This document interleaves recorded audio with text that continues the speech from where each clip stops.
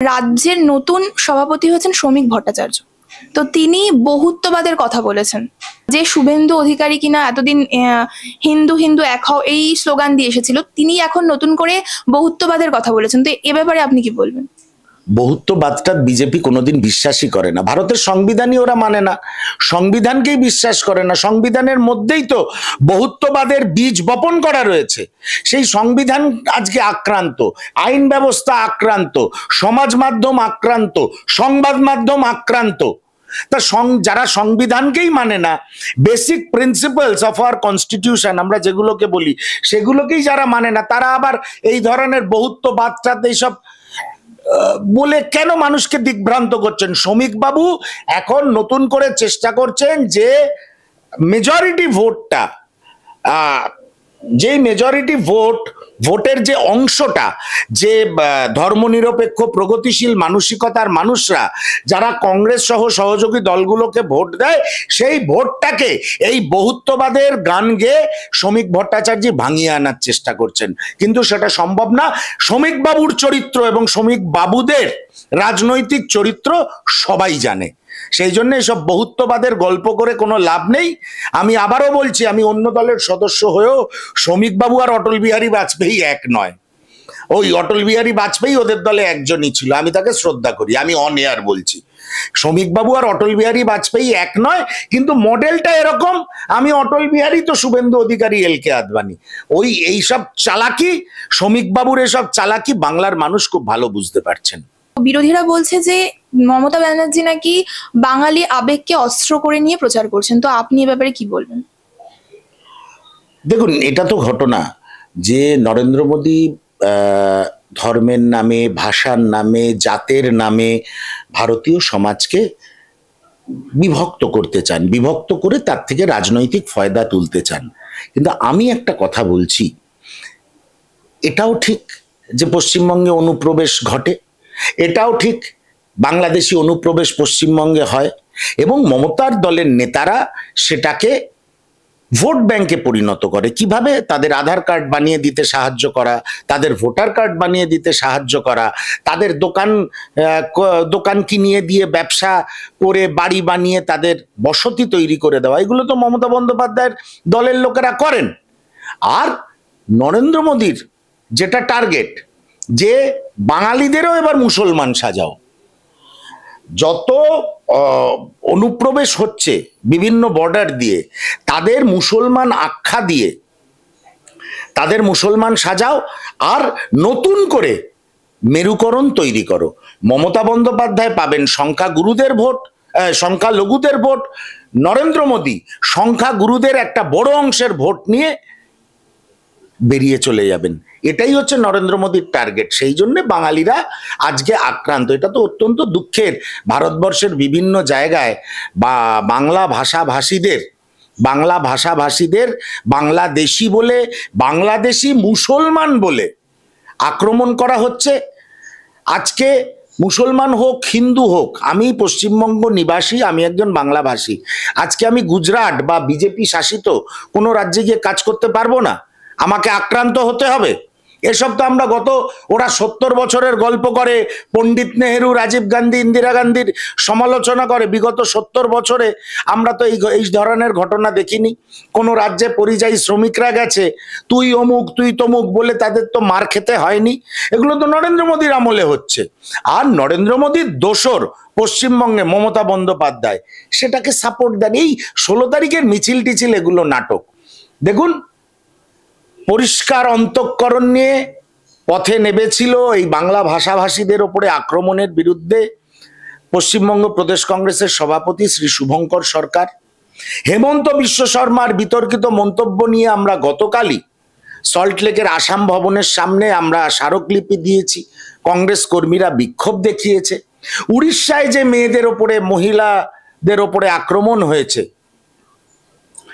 তার বিরুদ্ধে আগামী 24 তারিখ কলকাতার উৎকল ভবনের সামনে উড়িষ্যা সরকারের যে অফিস রয়েছেন এবং অতিথিশালা রয়েছেন, তার সামনে আমাদের বিক্ষোভের কর্মসূচি আছে। এবং এই ভাষার নামে মানুষকে আক্রমণ করা, বাংলা ভাষাভাষীদের আক্রমণ করা, তার বিরুদ্ধে বিরাট মিছিল আগামী 31 তারিখ মাননীয় প্রদেশ কংগ্রেস সভাপতি শুভঙ্কর সরকারের নেতৃত্বে কলকাতায় আয়োজিত হতে চলেছে। আমি কর্মসূচিটা আপনাদের জানালাম একটাই কারণে, জাতীয় কংগ্রেস সংবিধানে বিশ্বাস করে, ধর্মীয় ভাগাভাগি, জাতিগত ভাগাভাগি, ভাষাগত ভাগাভাগি কংগ্রেস কোনোদিন করেনি। বি.আর. আম্বেদকরের সংবিধানে এই ধরনের কোনো অপশন কোথাও নেই, যেটাকে পায়ের তলায় মারিয়ে দেওয়ার চেষ্টা করছে নরেন্দ্র মোদী। এবং প্রকারান্তরে মমতা বন্দ্যোপাধ্যায় ভোটের স্বার্থে অনেক সিদ্ধান্তকেই সমর্থন করেন। এটা খুব দুর্ভাগ্যজনক বিষয়। আমরা আরজি করের কেসটা দেখেছি, তো সেখানে দেখলাম যে সিবিআই তদন্ত করেছে, কেন্দ্রীয় তদন্তকারী সংস্থা, কিন্তু তারা সেরকম কোনো রিপোর্ট বাড়ি করতে পারলো না। তো কোথাও গিয়ে কি মনে হচ্ছে যে তৃণমূল বিজেপির আঁতাত রয়েছে? তৃণমূল বিজেপির আঁতাত রয়েছে, আর আমাকে নতুন করে জিজ্ঞেস করার কি আছে? তোমরা তো সংবাদ মাধ্যম। তৃণমূল আর বিজেপির আঁতাত না থাকলে পার্লামেন্টে 23টা বিল নরেন্দ্র মোদী সরকার ক্ষমতায় আসার পর পাস হয়ে গেছে।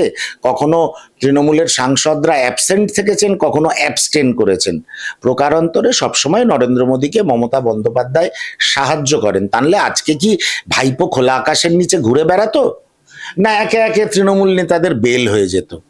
আজকে আরজি করে সিবিআই কি তদন্ত করলো? আজকে কি আরজি করের যে আমাদের বোনটি আক্রান্ত হয়েছিলেন তার মা বাবা এখনো দৌড়ে দৌড়ে ঘুরছে? কেন আরজি করের যে বোনটি আমাদের আক্রান্ত হয়েছিলেন তার পরিবারের সঙ্গে এসে অমিত শাহ দেখা করলো না? হাজার বলা সত্ত্বেও, হাজার নাকি অনুরোধ করেছিল বঙ্গ বিজেপির নেতারা। বঙ্গ বিজেপির নেতাদের এবং শ্রমিক ভট্টাচার্যকে এটা বুঝতে হবে, নরেন্দ্র মোদীই চায় না বিজেপি ভালো করে মমতা বন্দ্যোপাধ্যায়ের বিরুদ্ধে লড়ুক। একটা অদ্ভুত পরিস্থিতি। দিল্লি এবং কলকাতার যে ট্যাসিট আন্ডারস্ট্যান্ডিং, নরেন্দ্র মোদী এবং মমতা বন্দ্যোপাধ্যায়ের যে ট্যাসিট আন্ডারস্ট্যান্ডিং, সেটা এখন সর্বজনবিদিত। বিজেপির নেতারাও খুব ভালো করে জানে। সেই জন্য দেখবে সিবিআই বা ইডি তদন্ত করতে করতে অনেক সময় খুব স্পিডে চলে যায়, অ্যারেস্ট করে, তারপর সেই তদন্ত স্লো হয়ে যায়, আলটিমেটলি বেল হয়ে যায়। একটা তদন্ত সিবিআই বা ইডির হাতে এত যে দুর্নীতি হয়েছে, নারদা সারদা যা যা হয়েছে পশ্চিমবঙ্গে আজ অব্দি, একটারও কি ফল আমরা পেয়েছি? একটারও কি ফল বঙ্গ নিবাসীরা দেখতে পেরেছে? দেখতে পাবে না, কারণ নরেন্দ্র মোদী চায় না।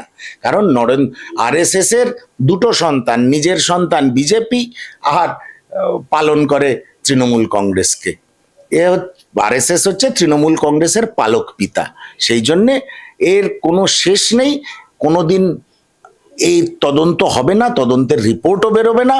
নরেন্দ্র মোদী চাইবে মমতা বন্দ্যোপাধ্যায় এখন গদিতে থাকুক, কিন্তু একটা চোরা স্রোত নরেন্দ্র মোদী বা মমতা বন্দ্যোপাধ্যায় বুঝতে পারছে না যে বাংলার মানুষ এবং সংখ্যালঘুরাও, যাদের ভোটের উপরে মমতা বন্দ্যোপাধ্যায় খুব নির্ভর করেন, তারা বুঝে গেছে মমতা বন্দ্যোপাধ্যায় বিজেপির সঙ্গে ষাঁটগাঁটে রয়েছে।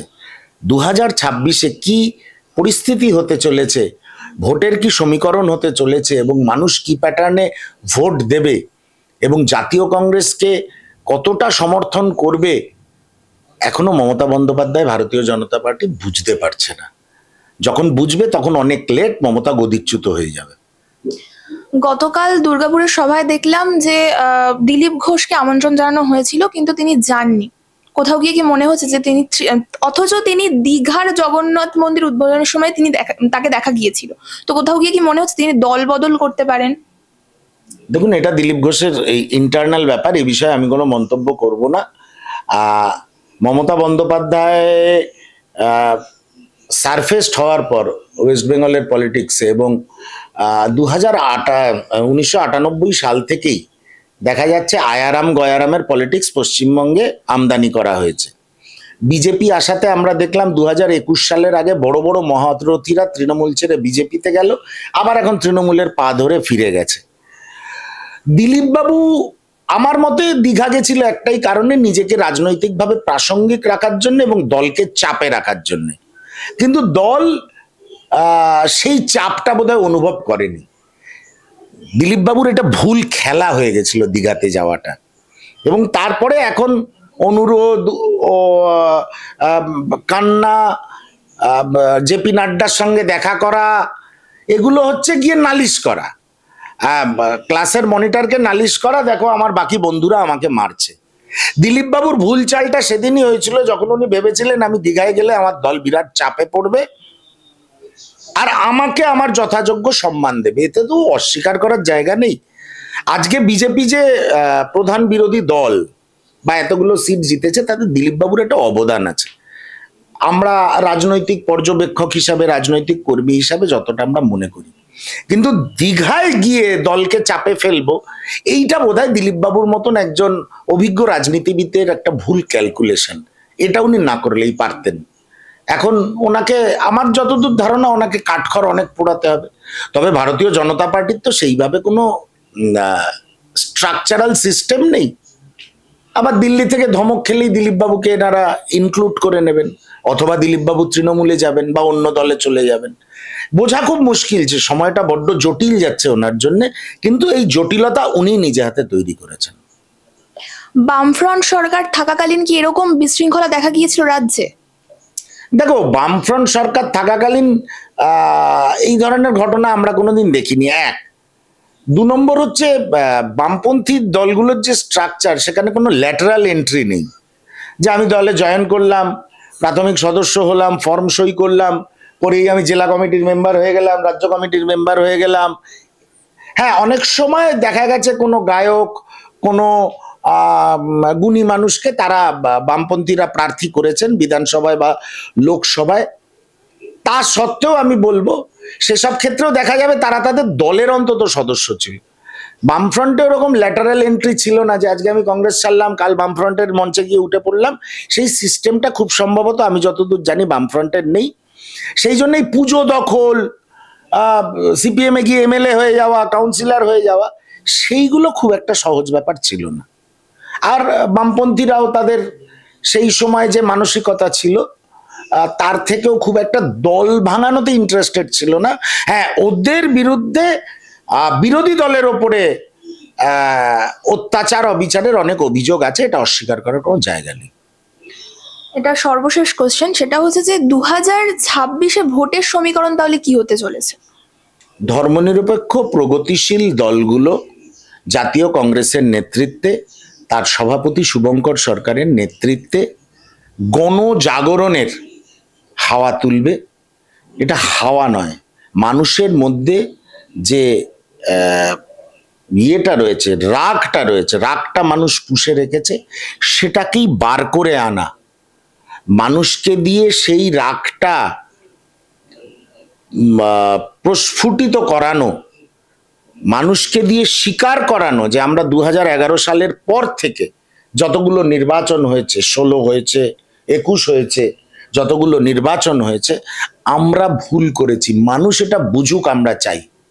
সেই জন্য মানুষ আমাদের ভোট দেননি, আমরা শূন্য, আমরা অ্যাসেম্বলিতে শূন্য, সব ঠিক আছে।